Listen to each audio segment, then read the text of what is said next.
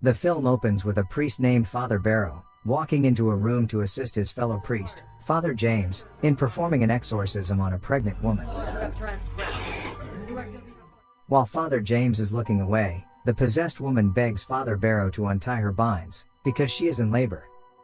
Feeling sorry for the woman, Father Barrow gives in and does as she asked. But then, the possessed woman moves to attack him instead.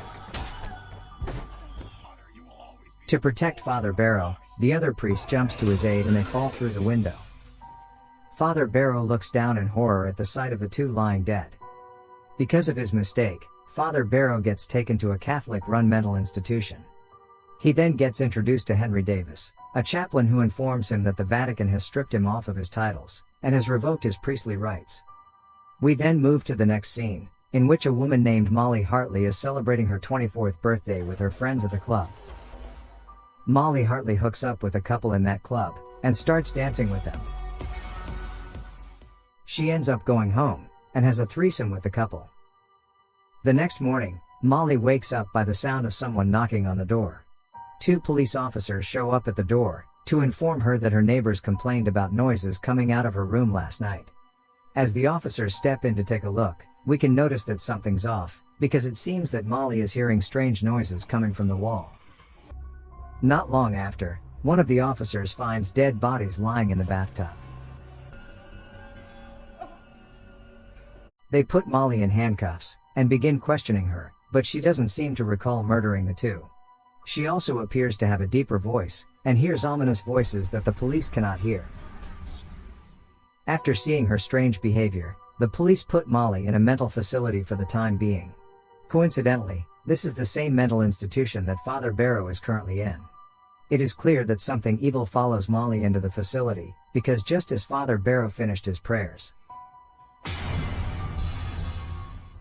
At night, Molly hears an ominous voice call her name from inside the drain. She leans close to it and says, "We're getting stronger." And later when she falls asleep, a bug crawls inside her nose, prompting her to panic and be haunted by the ominous voices once more. In the morning, Molly gets a visitor, Dr. Lori Hawthorne. The doctor is assigned to evaluate her progress weekly until she is ready to step out of the facility. As the doctor sits down, she mentions about how Molly's father killed her mother in the past, insinuating that the incident may play a part in Molly's so-called mental breakdown. Molly denies this and insists that she is not insane, she is possessed. As if to prove her point, this happens right after. Molly proceeds to threaten the doctor by saying that she killed a counselor back in high school. As a result, the skeptical doctor appears shaken when she steps out of Molly's room. She spends the rest of her day researching about Molly's past. The next morning, Dr. Hawthorne is having a session with a pale-looking Molly. At this point, Molly starts to act strangely toward the doctor, until Molly suddenly throws up.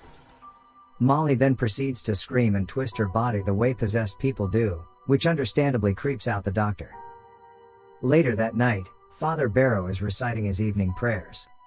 On the other side of the facility, the possessed Molly is disturbed by this. So she begins banging her head against the wall. Not long after, Dr. Hawthorne and a guard are confounded by the discovery that the rest of the patients at the facility are now banging their heads against the wall. The doctor stops in front of Molly's room, and takes her away from the rest of the patients. Molly is now held inside a padded room. The doctor then visits her and begins to try rationalizing what's going on. After reading Molly's files, she deduces that Molly is simply having another psychotic break, after the last one she had back when she was 18 years old. The possessed Molly begins saying that the reason why she's being possessed again now. This happens because it's been 6 years, 6 months and almost 6 days since the last time she got possessed, which means that something big is coming a few days from now. Molly begins thrashing her body like crazy, and begins screaming, "He's coming!"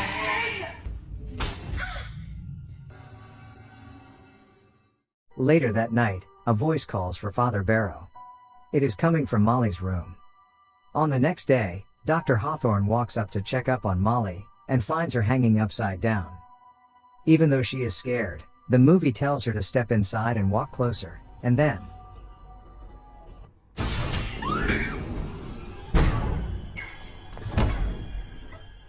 the doctor screams for help, and 2 guards rush to apprehend Molly. Desperate, the doctor finds Father Barrow, and begs for his help. Even the doctor has now moved past her skepticism and believes that Molly is actually possessed. Father Barrow argues that he is of no help, because he had his title revoked. They go for a walk to talk further, and we learn that the church no longer teaches priests how to perform exorcisms, which means very few people know how to do it anymore, and one of them is Father Barrow. The two stop walking to find a flock of dead crows lying across the yard, and then turn to a sight of a woman standing outside a window. But before they get to do anything, Father Barrow now realizes how dear the situation is. He goes to visit Molly to assess the situation at hand, and is welcomed with a sight of a disfigured-looking Molly, who is clearly possessed. The demon introduces himself as Legion, and undermines Father Barrow's abilities, because he is no longer a priest. Father Barrow promises that he's going to save Molly, and leaves. Afterwards, the shaken Father Barrow has a chat with Dr. Hawthorne. The doctor tells him about Molly past, in which Molly was an academically average student, until something changed when she turned 18, where she started getting straight A's, graduated magna cum laude from business school, and now has a very successful career. The doctor finds the major shift peculiar. Feeling conflicted, Father Barrow consults to Chaplain Davis about this. Regardless of the church's definite disapproval if they ever find out about this, Chaplain Davis is completely supportive, and hands Father Barrow his old exorcism kit. Later that night, Father Barrow begins reciting prayers, and splashing holy water around the premises, before going toe-to-toe with the possessed Molly. He begins the exorcism while the demon talks back, and teases him. At one point, the demon even goes as far as taking the form of the pregnant woman he once failed to exorcise. Still determined, Father Barrow moves closer, but then he gets bitten. A strange mark begins appearing on Molly's forehead after, and Father Barrow presses his cross to her face, which hurts the demon. Father Barrow retreats to the restroom to clean up the blood from his face, and dress his bite wound. He then goes to the prayer room to clear his head, but as he looks outside the window, he quickly returns to Molly's room to resume the exorcism. But the demon fights back. He flings Father Barrow's cross to the wall as well as the rest of his exorcism kit. He then makes Father Barrow choke himself, but Father Barrow manages to regain control, and reaches for his tiny cross again. Father Barrow gains the upper hand this time, and the exhausted demon lays back down. The priest falls on his knees at the torturous sound the demon makes. Later, we see Father Barrow recuperating in his room, right when Dr. Hawthorne walks him to tell him words of encouragement. On the next day, Father Barrow returns to Molly's room to find the demon rejoicing, because today is exactly 6 years, 6 months, and 6 days since the last time he possessed Molly. You know what this is? It's time, Barrow. Father Barrow holds up a fancy box, presumably to suck the demon in like a genie, but the possessed Molly starts freeing herself from her binds instead, and this happens. As the possessed Molly gets lifted up by the alien light, the mysterious box slowly opens. Molly then begins spitting a bug, and then more. All of the bugs start flying right into the box, and Molly floats back down to the bed. Pastor Barrow soaks the box in holy water, and walks up to Molly. He carries her outside the room, where Dr. Hawthorne awaits them with relief.